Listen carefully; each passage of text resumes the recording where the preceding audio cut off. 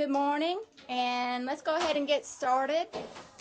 We have several things we're going to talk about today, and I'm going to need everybody's full attention this morning because we're going to be going over a lot of things.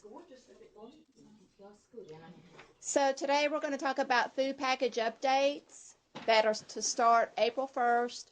We're going to go over the nutrition education classes by video conference and the role of the CPA and the clerk as far as the classes by video conference. We're going to talk about scheduling participants for the FYI class, cooking matters, and shopping classes, and we'll quickly review about updating breastfeeding weeks.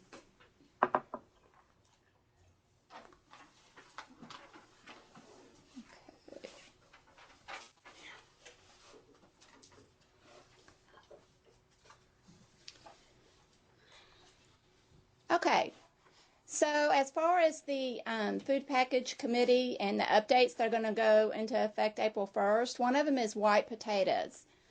They can no longer be excluded from the cash value voucher. It includes the fresh, canned, and frozen, and it cannot contain added sugars, fats, or oils.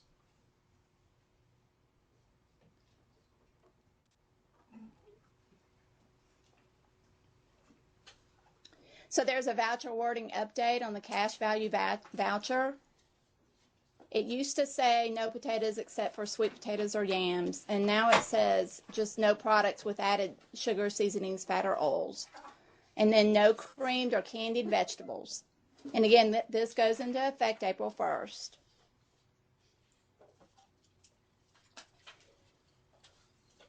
Then this just reviews Georgia WIC's plan as far as how they're going to communicate this with the vendors. Informational memo to WIC staff in mid-March, so you'll get a memo update. Website update, and the WIC staff will begin to notify participants on April 1st when they are given a new food list.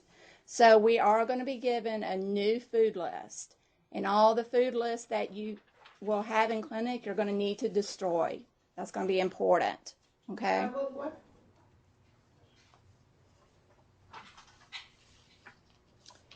Do you have any concerns or questions about the white potatoes?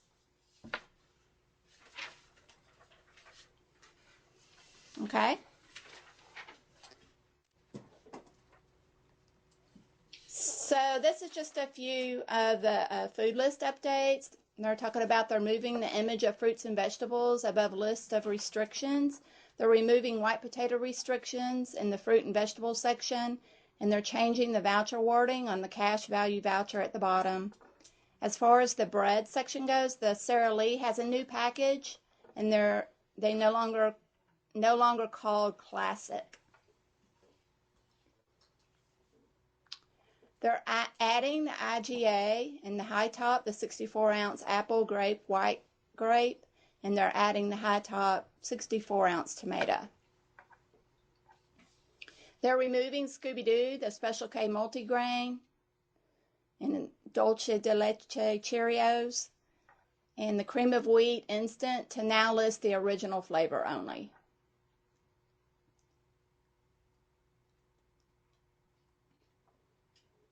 So with the Gerber baby food jars, both size jars will remain on the list. The 7-ounce twin pack will be available until October.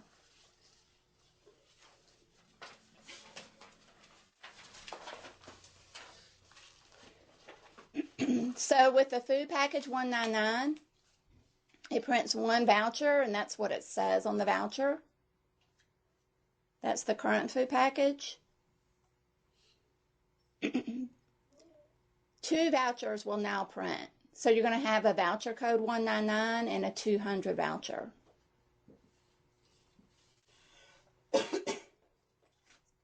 So the voucher code 199 is the clinic copy. And it's going to say formula order from the nutrition unit. This voucher has no cash value. Grocers should not accept this voucher. WIC staff have participants sign this when picking up the formula document in the special formula order tracking form. The voucher code 200 is the participant copy. This voucher has no cash value. Grocers should not accept this voucher. A formula order has been placed for you. Please pick up your formula when contacted or as scheduled by your clinic. Please call your WIC clinic with questions. So a new method of printing vouchers. Instead of choosing between sending the voucher home with the participant or keeping the voucher for the participant, this is similar to how we handle the Emory vouchers. So voucher code 199 is kept in the clinic and signed by the participant when they come back in to pick up the formula. Voucher code 200 is given to the participant and will be treated like the EOO breastfeeding voucher.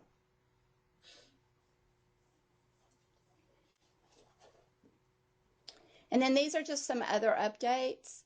As far as for database, Ensure Nutrition Shake is now called Ensure Original Nutrition Shake. And for the procedures manual, there's a mistake on FP-67, the Gerber Good Start Soy Concentrate. Procedures manual says voucher code G16 prints 13 cans of concentrate, but it actually prints 12. Okay, any questions about the update? And again, this goes into effect April 1st. And when you get the new food list, please remember to destroy the old ones.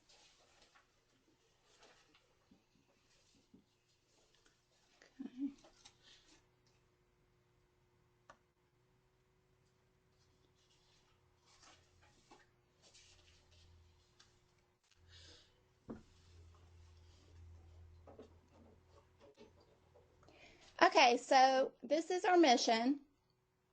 And would someone here, Emma, can you read our mission for us?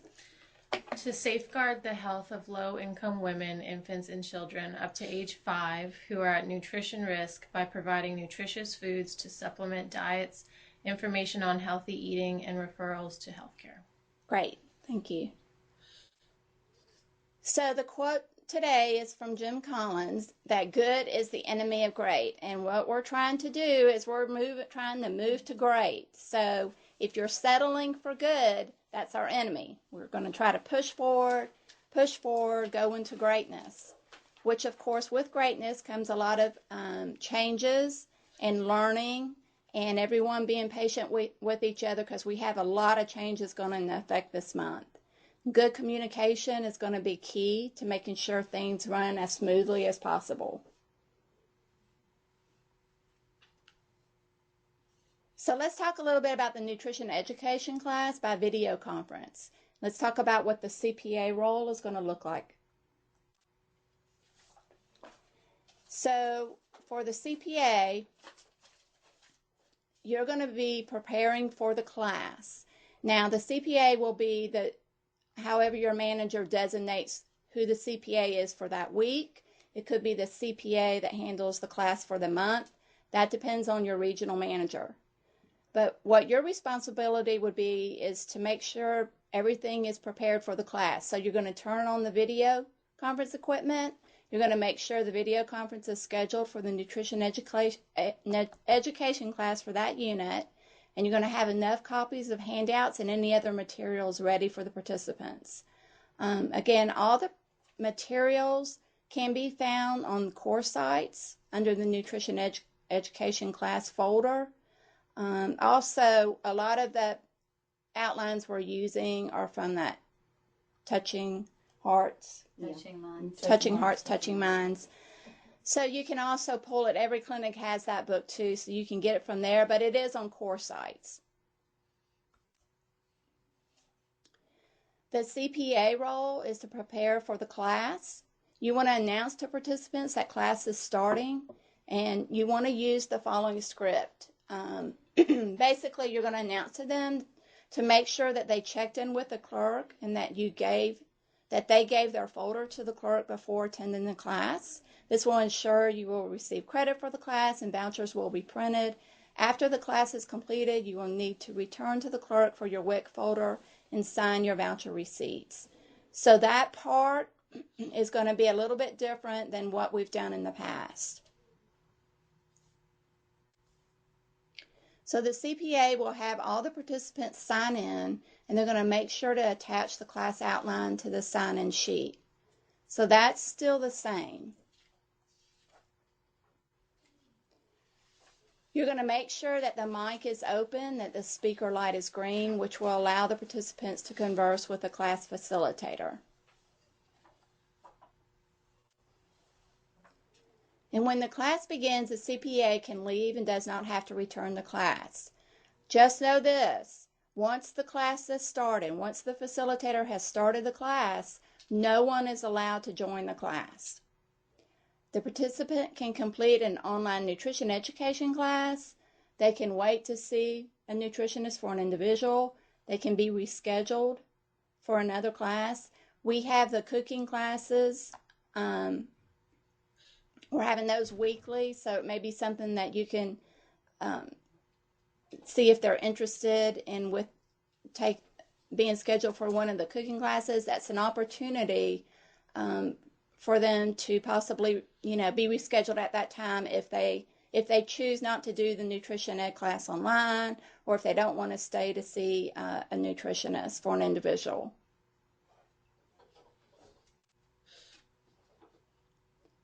So for the clerk, their role will be to collect the WIC folder from the participants attending the class. So I'm not sure, again, the regional manager may appoint a clerk for that day to make sure that they're the ones that are working with the classes. It may be 2 clerks. You want to document the class education in the nutrition ed screening utilizing initials of the class facilitator. And you're going to print the vouchers and have the participants sign the voucher receipts. One thing I wanted to add for the clerk, as you're collecting the WIC folders, you sort of want to know if there's any type of food package change, so that can be handled while they're in the class. Okay? Just remember that. So I want to hear your feedback as far as anything you think maybe, I know what I wanted to bring up because we discussed this yesterday.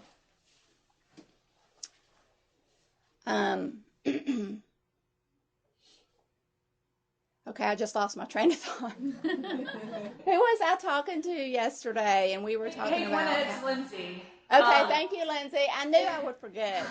We were talking about how if nobody is attending class that day, if for some reason no one shows up or no one is scheduled, the class facilitator still needs to get on and just let whoever is doing the actual class, Darlene or whoever, that nobody is there that day, so they're not just waiting, thinking that we're not getting on. Because that's what happened yesterday. It was a waiting game, and nobody showed up for the classes, in the other clinics. Right. Mm-hmm. Okay, that's a good point. Thank you, Lindsay, very much. Now, I sent everyone a handout of everything we just went over, so you can have that with you as you're trying to jot all this down. It is in a handout, too, so you can take notes on that of things we've discussed. Does anyone else have anything they may want to add, or how you feel like that we could make this run a little bit more smoother? It's going to be something that we're all going to have to, again, it's going to take a lot of coordination, a lot of communication, and everybody working together and being patient with each other. I really think this month for March, we'll get all the kinks worked out of it. By April, I think we're going to have it running really smooth. I'm excited about it. I think it'll be just an added benefit for the participants. And of course, y'all, all the changes that we're making, for us as management, we're trying to enhance the participants' experience with us, and we're trying to make the program more accessible for them. So just, we all need to just try to work together, and again, keep communication open, and keep, everyone just needs to be open-minded and not take anything to heart as, if someone says something, that something's not working right. again, we just need to try to work through it this month. Hey Gwenna, it's Victoria. Hey, My Victoria. only concern is at the end of class, when you tell all of the clients to go out front to the clerks, is them being bombarded in the larger clinics that have more scheduled for class. Like where you have like 10 participants in a class, and then they all go out there to the clerks. Right. Well, just have them just to have a seat and wait for the clerks to call them instead of just standing in front of the clerks. But there won't be a CPA to tell them that, so they won't know unless you tell them at the start of class to do that. So we as the facilitator teacher will have to know how many are in there and tell them, you know, that they're to go to the counter maybe and say, we're done with class, will you call us up as you got our vouchers ready? Maybe that'd work. That's a good suggestion, Terry. Did everybody get that? They'll be the CPAs will be back doing a search somewhere, so they won't be anywhere to talk to them. So we as the teachers will have to take care of that.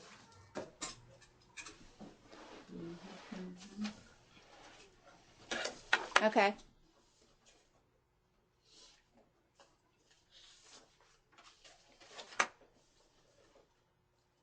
Any other thoughts or suggestions? If they have pending proofs, give it to us at the beginning too, so they don't have to wait after the class. Okay, good. Did y'all hear Joanna? You want to speak up? Come on. If somebody's pending for proofs, they have to give it to us at the beginning so they don't have to wait after the class.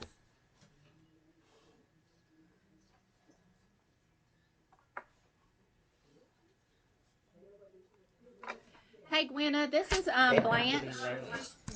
And, you know, all I really want to say is I think that each clinic is going to, I think these are really good guidelines. And I think, you know, the clinic staff, we have a great team in every clinic, and I think that they'll identify some best practices. And maybe all the Tuesdays in March, we can take just a minute or two to touch base about this so that if some clinics have found a way to make this work in sort of a seamless way, that they can report that to maybe help some of the clinics that are struggling, because this is different. You know, in class, they're used to sitting there and the nutritionist coming back in with their, you know, with their vouchers to hand them out. We've really made that process work well, and so this is different. And so for participants that are used to coming to the classes the way they used to be, I think there will be a little bit of confusion. So so that would be my idea, is maybe on the Tuesdays, even though we're talking about different topics, just to take a minute and touch base about this and see if any clinics have worked out sort of a really good way with these classes and share it with the rest of the other clinics. Okay, great. That's a good idea.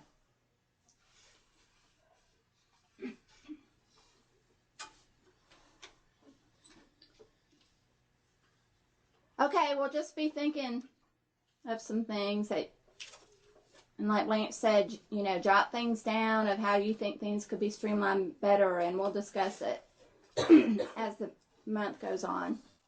Faye has a question really fast. Okay. We noticed that most of the time they all have like food package changes. So should we just ask them when they hand us the folder to us? Are you going to be changing? Yes, that should be part of the clerk's role now, is when you collect the folders from the class participants, to communicate with them if there's a food package change. Okay, thank you.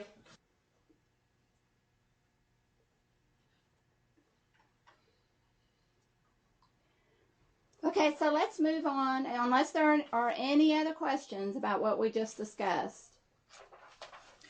Hey, Gwenna, since Dahlia has been teaching, she's about a month ahead of us because she's been teaching the Spanish classes via video conference on Tuesdays. I wondered if she had any comments on things that have worked well for her. I think that Gwenna's idea to not allow anyone to come in after class has started is going to be really helpful, because I've had people trickling in during the first 10 minutes, and because sometimes we didn't wrap up our training Tuesday before class started, I don't think people in other clinics had time to get their participants in, so the participants weren't technically late. They just were getting in the class after us. But I think now that we've established once it starts, you can't come in, it's going to flow more, and we're going to wrap up Training Tuesday at least 10 minutes before so that the participants can get into the class by 9. That has been my biggest problem. Everything else has been working out great. We had one participant who was hard of hearing in the very first class, which didn't even occur to me before, because we have a few hard of hearing participants that physically come into the clinic and we have no problems communicating in person, but via the video conferencing system, they really couldn't hear us. I don't know what we can do about that, or if there's any like headset option or something that would make it easier for the hard of hearing people to participate. I don't even know how many we have total. Trying to think what else has come up. I think that's about it. Okay, thank you, Dahlia. This is Frida. I was just saying that maybe the ones that are hearing impaired, we could do individual contacts with them or put them online. You know, that's just a suggestion until we can figure out what we can do if they want to stay in the VIX, or they can, attend the Cooking Matters. Okay, that's great. Thank you, Frida.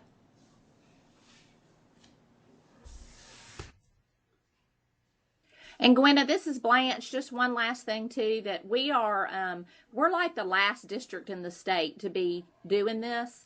So it's this kind of nutrition education is happening all over the state of Georgia. And so I have a nutrition services director meeting on the 19th, and it'll be a great opportunity for me to talk with some of the other districts to see what some of their best practices are. So I think some of these things that maybe we're experiencing, they have as well, and I'll try to bring back some good ideas from that meeting as well. Okay.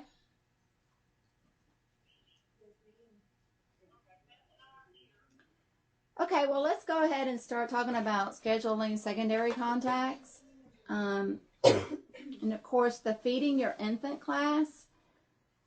This is for all prenatals and ideally the postpartum breastfeeding mom, and they should be scheduled for the FYI class. So none of our prenatals or our postpartum breastfeeding mom should fall through the net. They all need to be scheduled for this class. Generally, most clinics are issuing 3 months of vouchers unless they are in their last trimester, or if the CPA thinks they need to come in before then. Carol, did you want to sort of stress the importance? Yeah, I just want to make sure that everybody really pays attention to when the prenatal comes in, and if she's going to have time, to come. We want to make sure we get her into a class, and maybe it's something as simple as saying, and we're scheduling you for this class, it'll be in 3 months, if that's what we're deciding to do, or if that's what we're going to do. But just say, don't miss it, because you'll get a lot of good information, and it might be hard to get into one before you have your baby. But we've seen the importance of these classes and what they've done to our breastfeeding rates, and I really don't want anybody to fall through the cracks. So just be real conscious of getting them all in. And I think Gwenna was going to ask everybody too what y'all are doing now, what your practices are in your clinics for getting them in. Region 1, what do y'all like? How are you scheduling your FYI?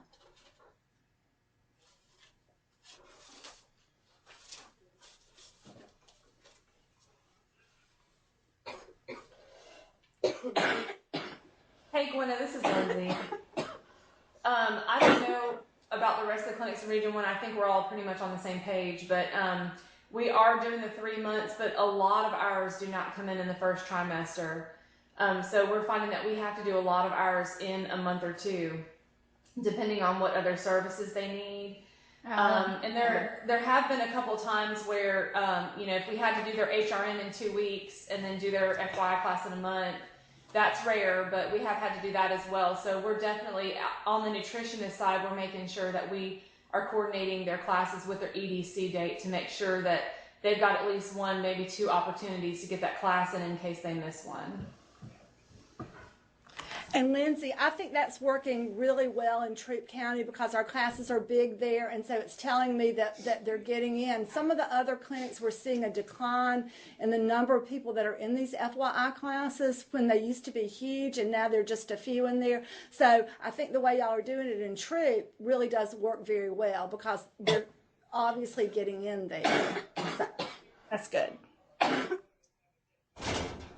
So That's Region the 2. way we're doing, the way it's done in Troop is the way it's supposed to be done, throughout the region. Okay.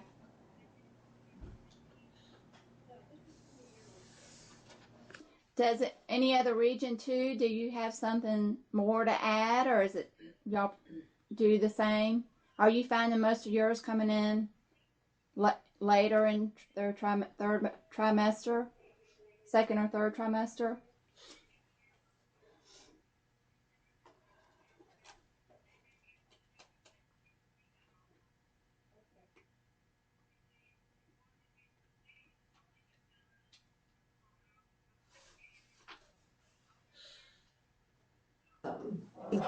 Is anybody in Region 2? Hey Susan, I feel like ours come in fairly early within the first or second trimester, but if they don't, I always look at the due date and I'll put 1 month worth of vouchers, FYI class or something like that so the clerks will know to get them in for that. Okay.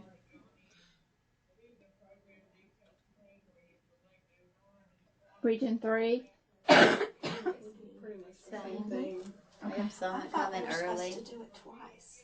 If they're not high risk, If they're in their first trimester, then they come in twice. in the first trimester. Because I had one like that the other day. If they're high risk, they have high risk, and then they have class. So that's their 2 contacts. Okay. Hey Gwenna, this is Melena. I have a question.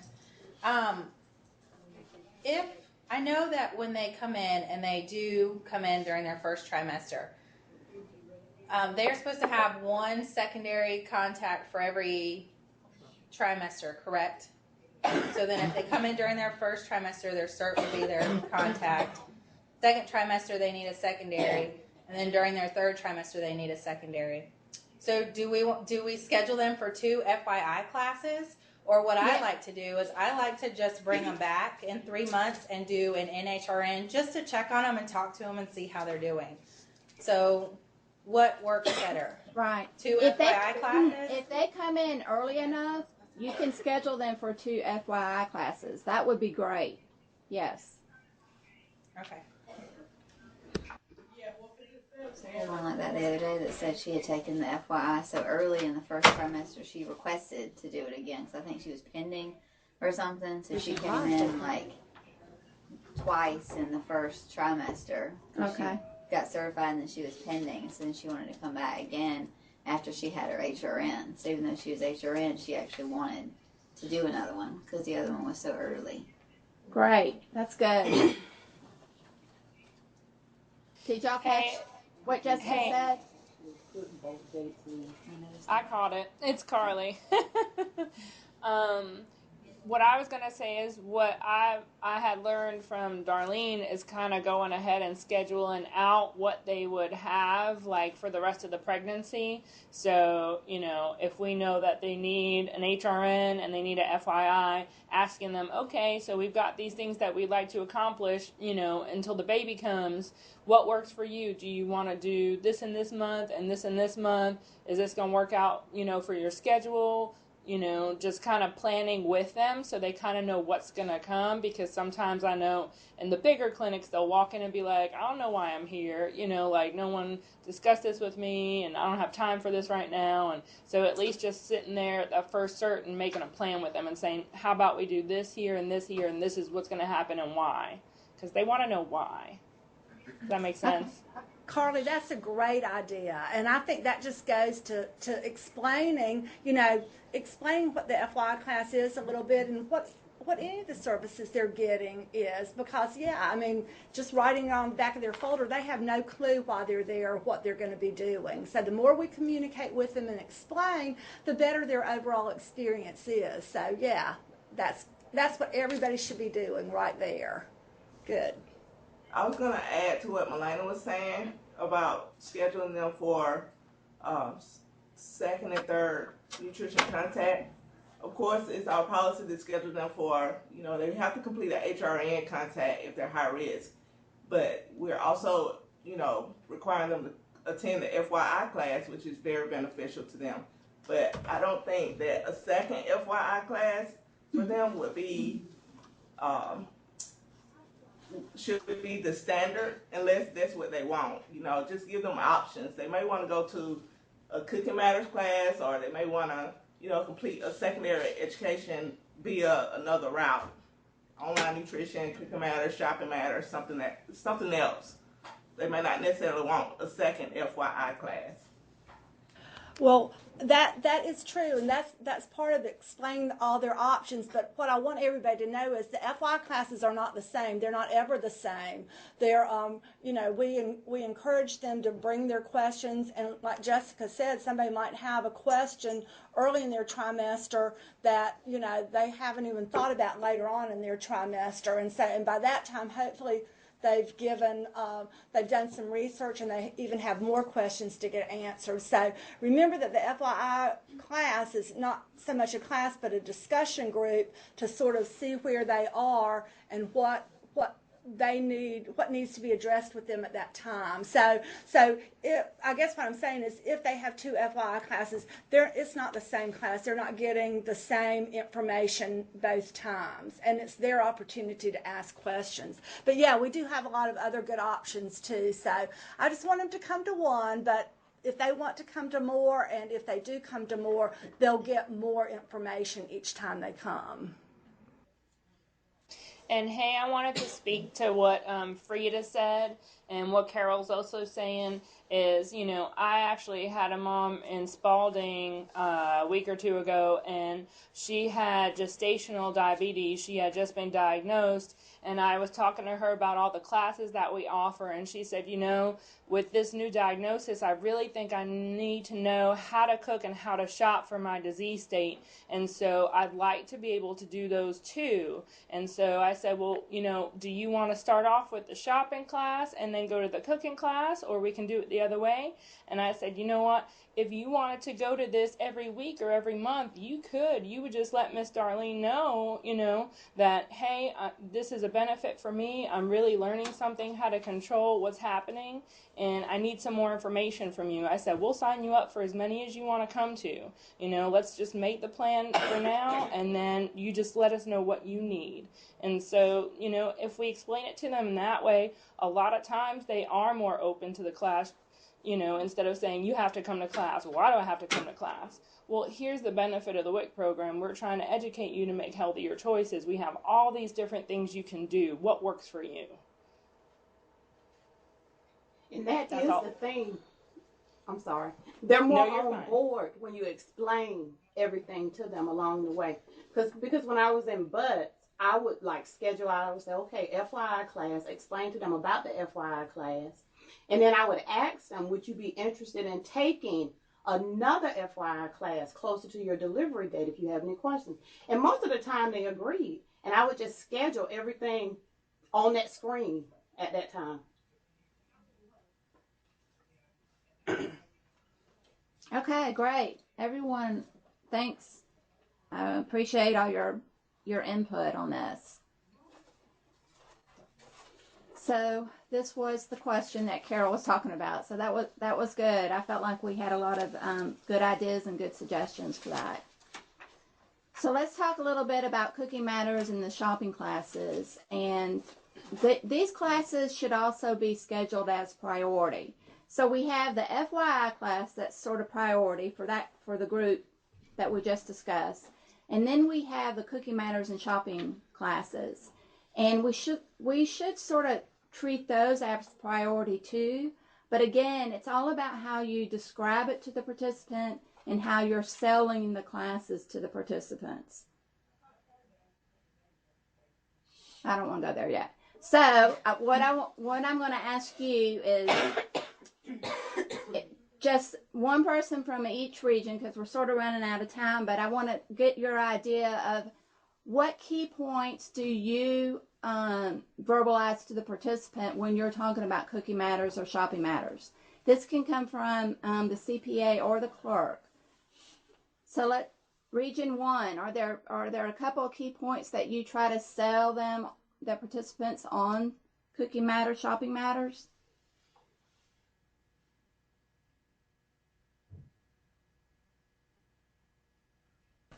Hi, it's Melena again. I'll talk for everything that I do, and you guys know, you guys see me everywhere. You never know where I'll be. Normally what I do, whether I'm sitting in a clerk's chair or if I'm sitting in a CPA chair, just like the little sheet that you gave us when we had our big appointment meeting, our big training Tuesday, the beginning of January, about our new appointments that we'll be having. I try and keep that in mind. If I have it physically with me, I'll show it to them, but I just explain each one to them. So like with your cooking class, you get to cook with the instructor, and I tell them what they made in January and what they made in February, and they usually are like, oh, that's so cool. Or with Shopping Matters, when I did a training with Darlene, she told me in Walmart, there's this little thing on the what are those called? The price, help me out, Darlene. Price the little point, price little thing W. that has a little tiny W, and that's how you know it's a WIC food without having the WIC approved sticker on it. So I tell them they can learn little tips and tricks like that on saving money and how to buy fruits and veggies and the reading food labels, and they usually go for it. They love it. So that's what I do. Thanks, Melena. Anybody from Region 2? How do you sell Cooking Matters in the shopping classes? Good morning, Gwenna. It's Shauna. Hey, Shauna. The main way that I sell the classes is everyone knows that nowadays food costs a lot. So usually when I'm ending the class, and I let them know that we have this really, really great class that shows you cooking on a budget and how to use your WIC checks more efficiently. And a lot of the moms like that, and they've really been looking forward to the class. So that's how I sell it. Thanks for sharing, Shauna. Region 3? Should I? Yeah. I kind of do the same thing as Shauna. I definitely mention that we use a lot of WIC foods in the cooking class, and you get a free meal, and they like that free meal. Okay, For great. the shopping class, of course, when they hear just learning how to buy healthy foods on a budget, because everyone assumes that eating healthy is more expensive. And Right. like, ooh, I need to know more about that. So I definitely point out those two. Okay.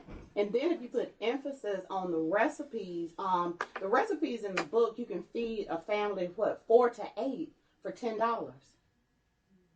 So put emphasis on that, and please, guys, y'all remember in November I passed out all of the little badges. Ask me about Cooking Matters and Shopping Matters. I really encourage that you wear them in clinic, because if it's pinned on you, somebody will ask you if you forget, to tell them. Okay. Thank you, darling. Okay. And one more thing. I'm going to stop talking. What I'll do is, during the meeting, I passed out this little script, a description of Cooking Matters and Shopping Matters. What I'll do is I'll do another one and change it to 5 weeks, and I'll send it out again. Okay. And that might be helpful. Yeah, no, that's great. Okay. Those are all very good selling techniques. And so I just sort of had a couple too that I wanted to make sure that when you're discussing this with a participant, that you really need to play up the part that it's a cooking class that's interactive, which means they're going to be cooking. So I think that, they hear that and they think they may be sitting and watching, but they're actually going to be cooking. And that's a big part of it. It's interactive. So that's fun, and they're going to be possibly trying new foods that they've never had. Darlene. Can I say one more thing? Because I listen to the CPAs sometimes. They have this rule of thumb, I have to schedule 3 months out if it's not high risk. But with the cooking classes, we change the recipe once a month, which means they can come back month after month, okay? So you don't have to schedule 3 months out. If they want to come back the next month, that's fine. And don't forget about the incentive. The incentive, 12-inch Bella skillet. The name will go into the drawing if you attend at least 3 classes. If you do 4 classes, we'll actually do a little graduation ceremony at the end of the 5-month cycle. And I give away something free every class. Okay? Very good. Thank you. Gwen, I have a question. So for Darlene, the cooking classes, for them to be entered into the to get the Bella skillet, they have to attend 3 in a row or just 3? Just 3 within that 5-month period. Okay.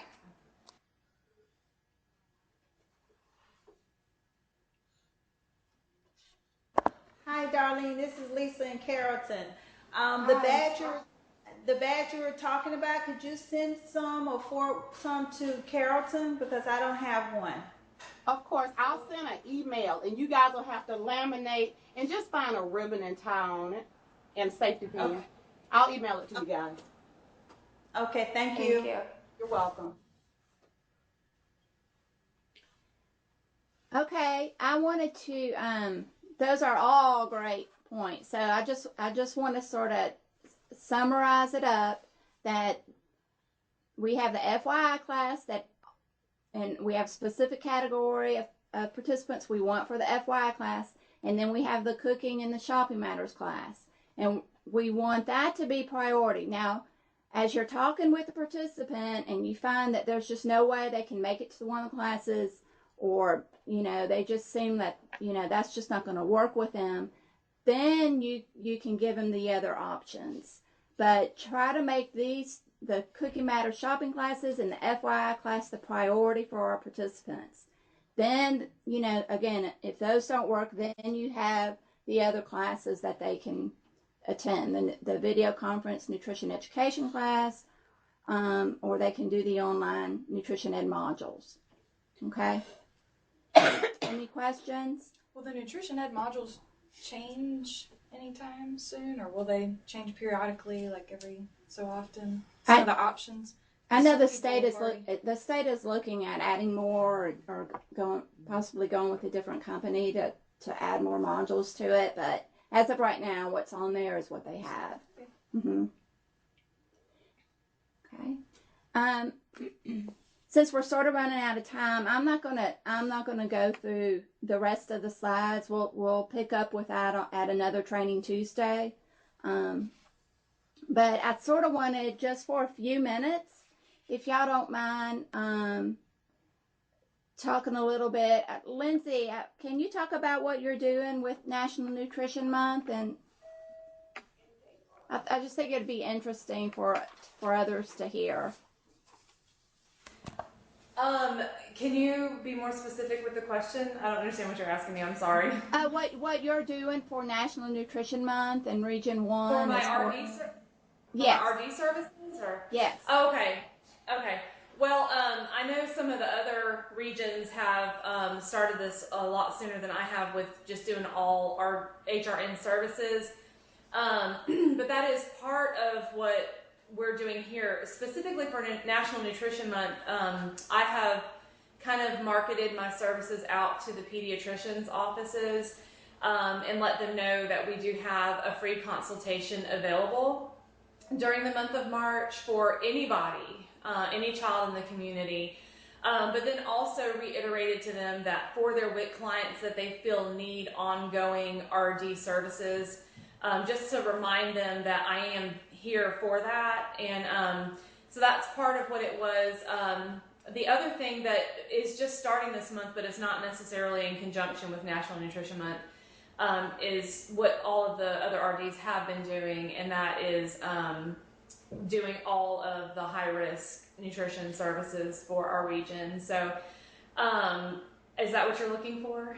Yeah, that's good. Well, I just wanted, I just wanted everyone to know, like, what type of activities we have going on throughout all the regions as far as the National Nutrition Month. Carly, is there anything that you wanted to add, or? Not necessarily. Yeah, I know that I made the flyer for the free RD visits for the month of March, and then, to give out to different facilities. I wasn't really looking towards pediatric visits. I was more looking towards adult visits, because I feel like for the most part we have a lot of the, pediatric community already in the WIC, and seeing if like adults needed any help with anything. But in general, yeah, it just open marketing, like y'all said. Okay. And I know Gwenna? Yeah. I'm sorry, I also forgot to mention that I've been doing the weight loss classes at the district, and so for the month of March I have opened up RD services to the district staff and their spouses. Oh, that's so that was right. also something else that we're doing in Troop that I completely forgot about. Okay. And then, of course, we as also part of National Nutrition Month is our whole cooking and our shopping classes. And Darlene's been doing a lot of just promoting and advertising and trying to open it up too for non-WIC participants. So, have you had any interest yet? And we've had a couple of non-WIC participants in the class, and especially the month of March, we're encouraging them to bring other family members in, but to call and make an appointment. Right. And in each clinic, just have a separate sign-in sheet for the non-WIC participants. Okay.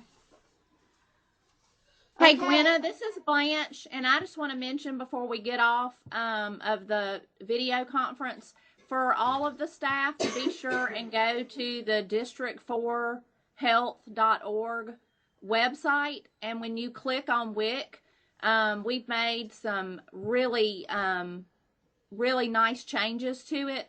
And in fact, on the nutrition education part of it, you can click on there, and it describes the entire menu of options of nutrition education that we have in District 4.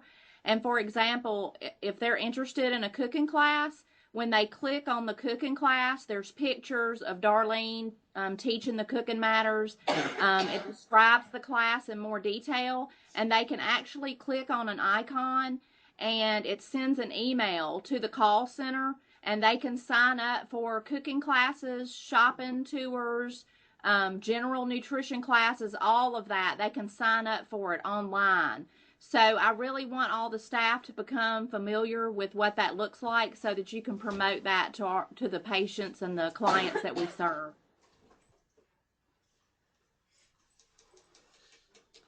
Thank you, Blanche. Okay, that concludes our Training Tuesday for this morning. Hey, Gwenna? Yes.